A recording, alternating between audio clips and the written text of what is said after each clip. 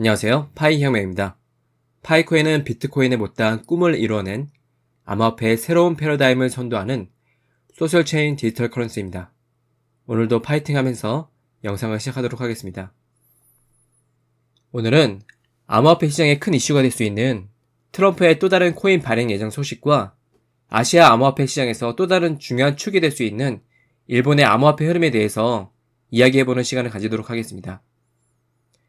가장 먼저 들려드릴 소식은 크립토 비스트라는 암호화폐 인플루언서에 의하면 트럼프가 자신의 회사인 월드 리버티 파이낸셜과 연계된 암호화폐인 월피를 향후 2주 안에 출시할 계획이라고 합니다. 트럼프 코인이 초기 상장 후에 엄청나게 급등했다가 지금 시가총액 35위권에 머무르고 있죠. 월피 코인이 출시된다면 어떻게 될까요? 이 코인 역시 급등했다가 비슷한 시가총액에 머무를까요? 누구도 예측하기는 힘들기 때문에 투자는 항상 신중하시기 바랍니다. 암호화폐 시장은 아직 많이 불안정하기 때문에 저는 그리 선호하진 않지만 단타로 접근하는 것이 더 안전하다고 보면서 특히 이런 신생 암호화폐는 빨리 치고 빠지는 전략을 취하시는 분들이 많은 것 같습니다.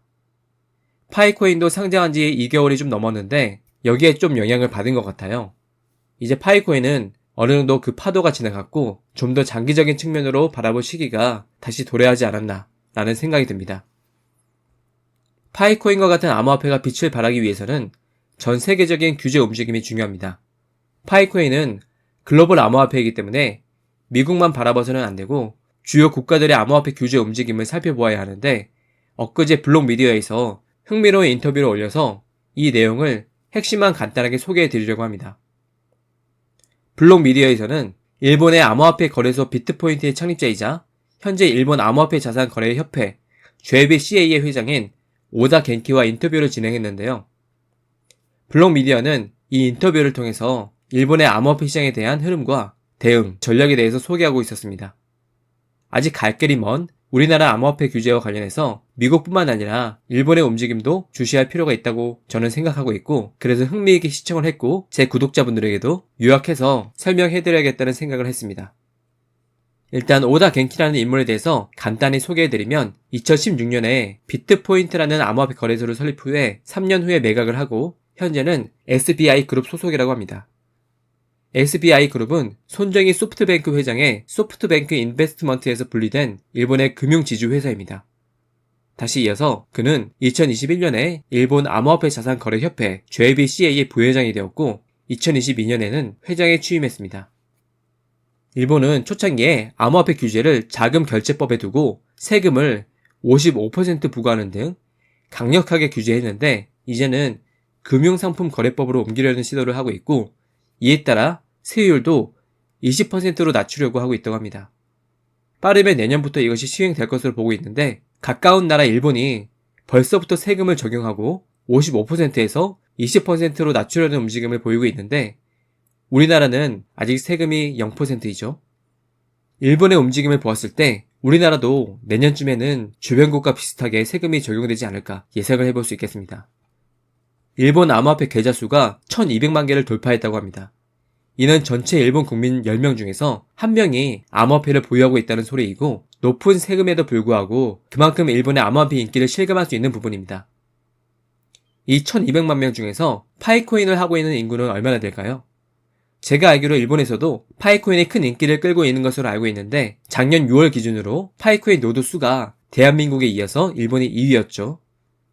못해도 수백만 명에 달할 것으로 보이고 파이코인은 동남아나 아프리카뿐만 아니라 미국, 중국, 일본에서도 핵심적인 위치에 있는 코인입니다. 파이코인은 아직 수면 위로 드러나진 않았지만 핵심 국가의 핵심 인물들이 주목하고 있는 코인입니다.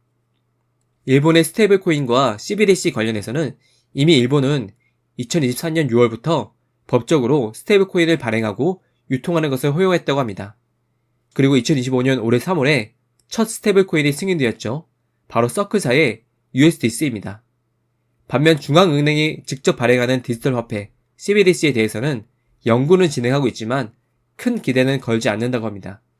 오히려 스테이블코인 활용과 도입이 더 나을 것 같다고 오다 겐키는 이야기하고 있고 인터뷰어가 아시아 시장에 바라는 점을 질문하니까 미국 달러 기반 스테이블코인 외에 아시아 통화 기반 스테이블코인 육성도 필요하다고 대답을 하긴 했는데 정작 일본에서는 첫 승인된 스테이블 코인이 엔화 스테이블 코인이 아니라 달러 스테이블 코인이죠. 스테이블 코인을 발행한 국가는 엄청난 이익을 얻겠지만 상당히 신중하고 전략적으로 접근해야 한다는 소리입니다. 일본에서도 비트코인 ETF 도입을 추진 중이라고 합니다. 이르면 내년 상반기부터 승인 가능성이 있고 현재는 일본 암호화폐 투자자의 99%가 개인인데 비트코인 ETF가 도입됨에 따라서 기관 투자자의 비중도 늘 것으로 전망하고 있다고 합니다. 또한 다른 나라와 비교해서 일본이 암호화폐에 더 일찍 관심을 가졌음에도 불구하고 현재 암호화폐 시장이 예전보다는 위축된 이유는 레버리지 규제도 주요 원인이라고 합니다.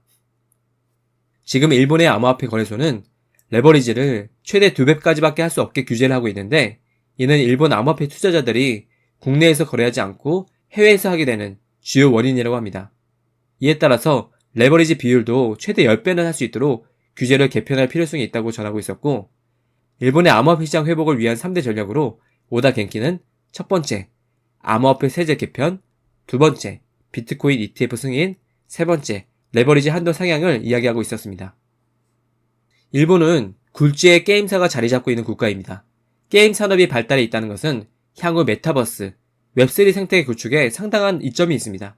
최근에 스퀘어 에닉스, 반다이 남코 등 대형 게임사가 웹3 진출을 선언했다고 합니다. 이에 따라 게임, 암호화폐와 연계한 웹3 시장의 성장도 기대가 된다고 합니다.